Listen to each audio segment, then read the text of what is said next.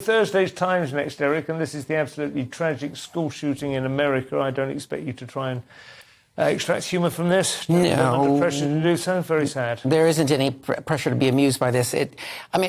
Coming from the U.S., I do understand the gun culture because I did grow up around it. It is part of the U.S., but watching this happen, and it doesn't normally get me anymore because it happens so much, but this is the 27th school shooting this year in the United States. 2020, the biggest killer of teenagers and children were guns. And I'm not saying that people can't have guns in America, but this fetish with militarized weaponry is... And the people who are behind that fetish are the people who are supposedly screaming to protect the unborn, but once you're born, they don't care. I have seen that comparison being made on Twitter and so on. Oh, you're okay to shoot kids, but you can't have an abortion.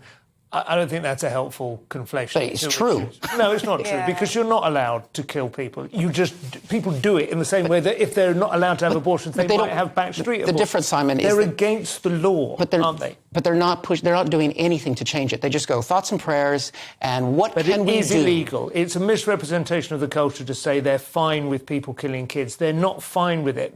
It's okay to have guns, so let's focus on that and not bring in abortion. Here's my argument. Do you want them to ban automatic weapons? Do you want them to ban assault rifles? Or do you, as I do, think that actually, yes, raising the age limit at which you're allowed to get hold of them would actually be a really valid step? Because it does seem to me that a lot of the school shootings occur with people who've left school quite recently, harboured grudges against it for a long time. If that's your main concern, rather than, the blood shed every weekend in Chicago between rival drug gangs and so on. If it's school shootings you want to stop, the obvious thing to do would be, as the woman said in the news, raise the age to 21 or even 25, at which point, the testosterone eases off a little bit, the crazy dies down a bit. I mean, that would be my...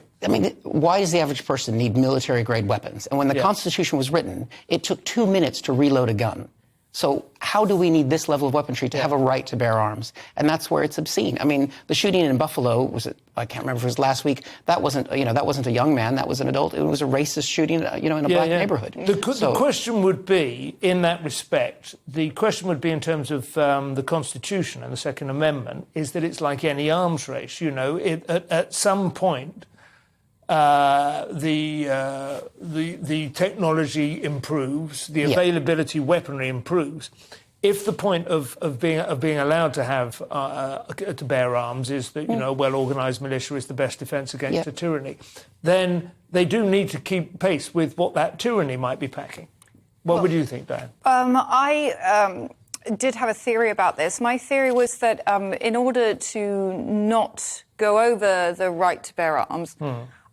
Could they not sort of introduce a grading system where if, say, the first time you can own a gun, you are 21, but you literally do get a gun that takes you 2 minutes to load, like you get a musket or something, or you get sort of an Ioka with a flint or something, something that means that you have to stop, you have to pause.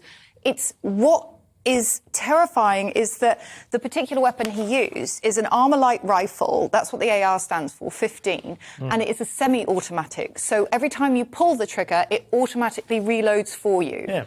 And that is a very big issue because that can cause a lot of damage. And that particular gun has been used...